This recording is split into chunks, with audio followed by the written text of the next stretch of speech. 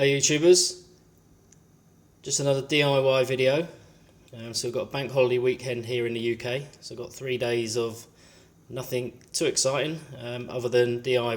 So I'm going to be working on my kitchen, finishing my study, and see what else I can fit in after that. So straightforwardly, all looks a bit of a mess at the moment, but by the end of the weekend it should all look a little bit different to what it does right now. Should be a little bit of a transformation, just purely as I hope to finish off the painting in here, so the ceiling, the walls, tidy it up and get it ready pretty much for cabinets to start going in. So the floor's all covered at the moment. Reason for that is it's got the new porcelain tiled floor, so not wanting to mark that up or damage it in any way. It's all covered up as I carry out other works, so the transformation should look pretty good once it's painted. Once I clear up the floor, it should look like a nice brand new fresh room. It's all been plastered, all the electrical work, all the base electrical work is done, walls have been plastered, ceiling's been plastered. You've got the holes in there for the downlights, 6 downlights. It's quite a big room, it's about 3.8 by 4 metres. Not sure whether you can detect the size or get an idea of the size from the camera, but it's going to be a good sized kitchen, a U-shaped type kitchen, just due to the layout. I'm standing in the entrance, and we've got from the radiator down the right hand wall, we've got it's 3.8 metres across the front there, in front of the window. And then we got the about 2.3 metres to the right hand side of the door there, where the range cooker will go. So anyway, where am I at with it right now? I'm literally, just before I carry on with the painting, sanding down all the door architrave.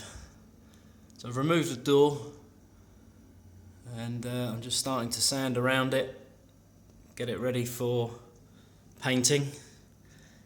Sanding's a pretty frustrating job.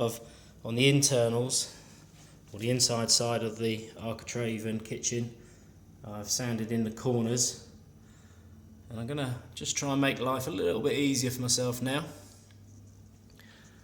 quite straightforwardly, by getting back on the Stanley Fatmax. It's got the Stanley Fatmax multi-tool that I've done videos on before, and it came with the sanding adapter. So you've got the sanding pads, you've got the adapter, and it comes with a hoover hose. So hopefully it should reduce the amount of dust that I'm creating, make life a lot easier. So I'll just connect that up to the hoover itself, put a pad on it, and we'll see how we get on. As you can see, lots of bits and pieces of sandpaper on the floor. So hopefully the multi-tool will now make it a little bit easier for me. Let's see how we get on. So okay, couldn't use the hoover. I'll come on to that in a moment with the hoover attachment. But just done one side of the door architrave. Just going to do a really quick demo here. So this side hasn't been touched. It's got dust on it, but it's not been sanded at all. So going to be a bit noisy, but just going to use the Fatmax with the sanding adapter. Quick demo.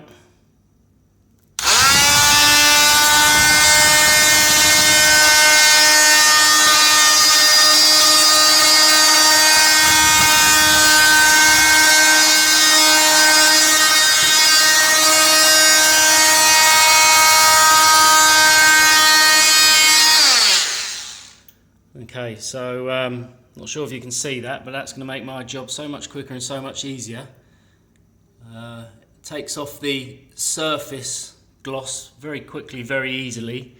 That's over about a 2 foot section there that I've just covered off.